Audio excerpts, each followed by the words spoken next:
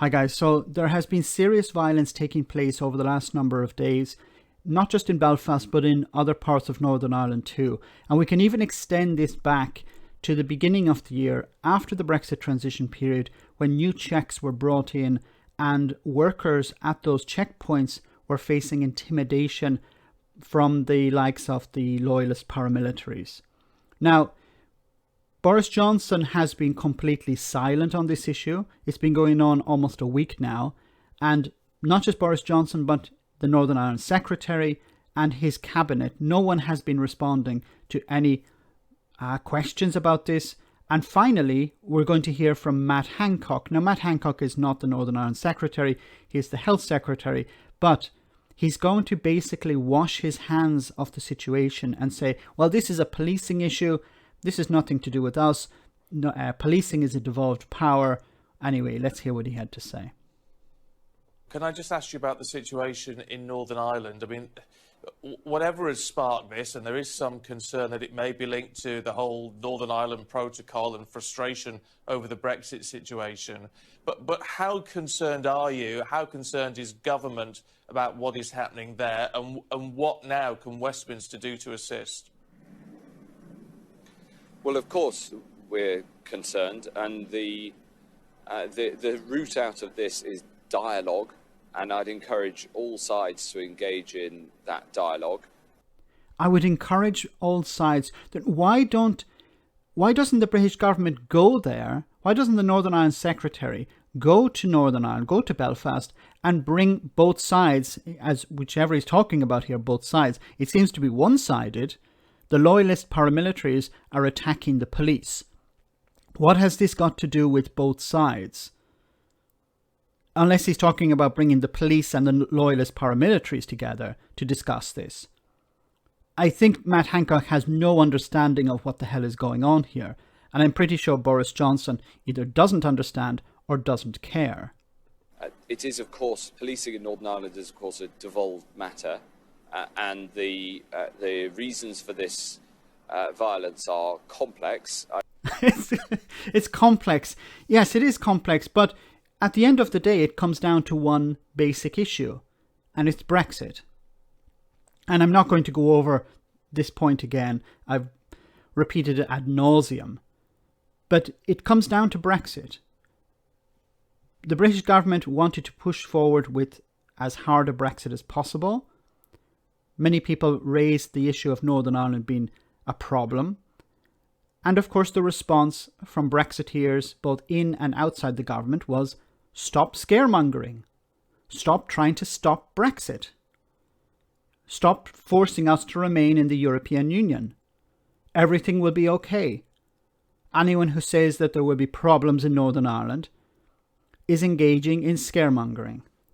I've spoken to the Northern Ireland Secretary, and he and the Prime Minister are obviously working very closely on this. From the UK government point of view, we would like to see all sides engaged in that dialogue and this be resolved as a devolved matter by the people of Northern Ireland.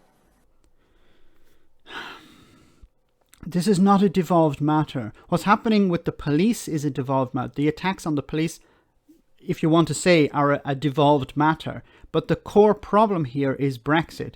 You have to step up and take responsibility for this.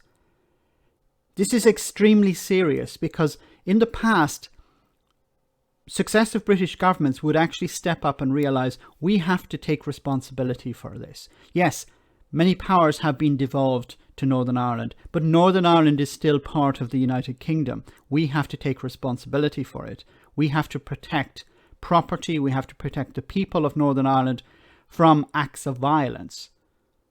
You can't just wash your hands of the situation. Brexit has created this problem. This wasn't an issue last year. Why is it an issue now? Because of the Northern Ireland Protocol, which is necessary to protect the Good Friday Agreement in order to protect all of this from Brexit. Brexit was the catalyst here. I've said on numerous occasions, I'm not going over it again, I've repeated it ad nauseum, but there was an option to avoid all of this, for the UK as a whole to remain within the single market and the customs union. But the ERG and their friends in the DUP didn't want that.